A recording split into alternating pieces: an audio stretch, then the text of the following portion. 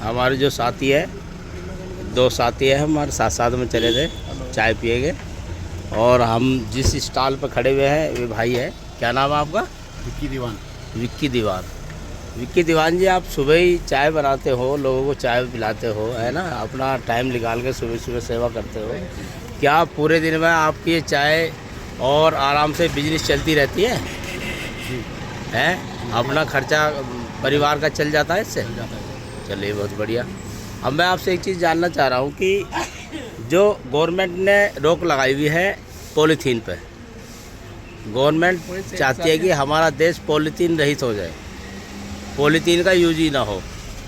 तो आपके जैसे पॉलीथीन में ये पैकेट है, आपकी दुकान पे उत्तराखंड में कहीं भी बांध के ऐसे थैली में नहीं देंगे, दुकानों पे थैली नहीं मिलेगी, लेकिन पैकिंग तो ये मिलेंगे।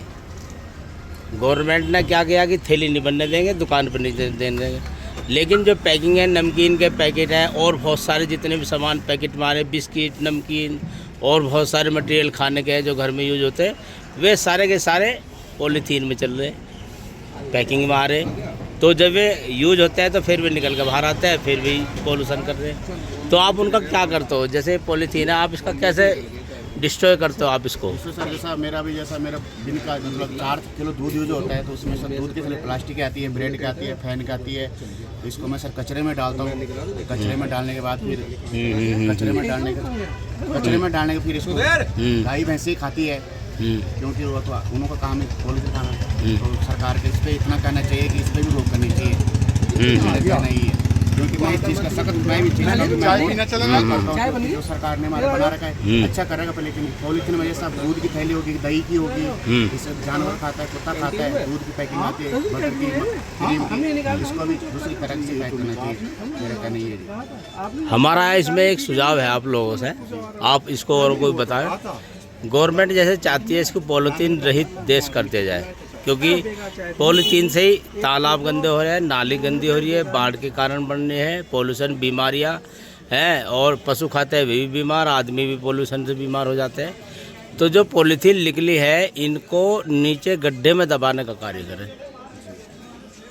तो इसके लिए जैसे पॉलीथीन आपकी पूरे दिन में हुई, तो आपने उसे निकाला है, इकट्ठा किया पूरा दिन, और एक बड़ी सी पॉलीथीन में बांध के और उसको ज़मीन के अंदर उसे दबा दो, वो नष्ट हो जाएगी फिर, है ना।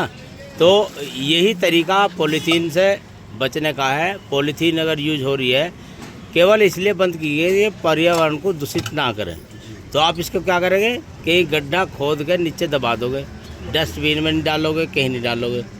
तो ये मेरा आपसे सुझाव, आपकी दुकान है और आपकी दुकान का काफ़ी कचरा ऐसा होगा जो पॉलीथीन में होगा, जैसे ये बिस्किट होगा, है ना, आपका फैन रखा हुआ है और पैकिंग है। तो आप अगर यही इतना काम कर लोगे तो आपका एक बहुत बड़ा हिस्सा जिस जो पॉलीथीन रहित कर देंगे, तो आप अपना काम कर लोगे उसमें, ठीक है नहीं। इकट्ठा किया और शाम को गए, या 8 दिन में, 4 दिन में, 6 दिन में, जैसे भी एक गड्ढा खोदा और उसी में अपना डालते चले गए, और जब वो भर जाएगा तो उसी में अपना फिर मिट्टी दबा दिया उसको, वो पर्यावरण में उड़ेगा ही नहीं, कहीं जलेगा ही।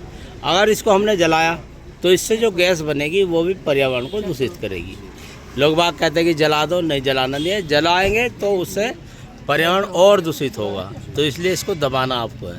देखो हमारे साथी एक और आए हैं, सुधीर जी, तो आपने चाय दी, चाय आपकी बहुत मस्त बनी, बढ़िया बनी है ना। आप इसमें क्या सुझाव दोगे यहाँ की सुंदरता के लिए?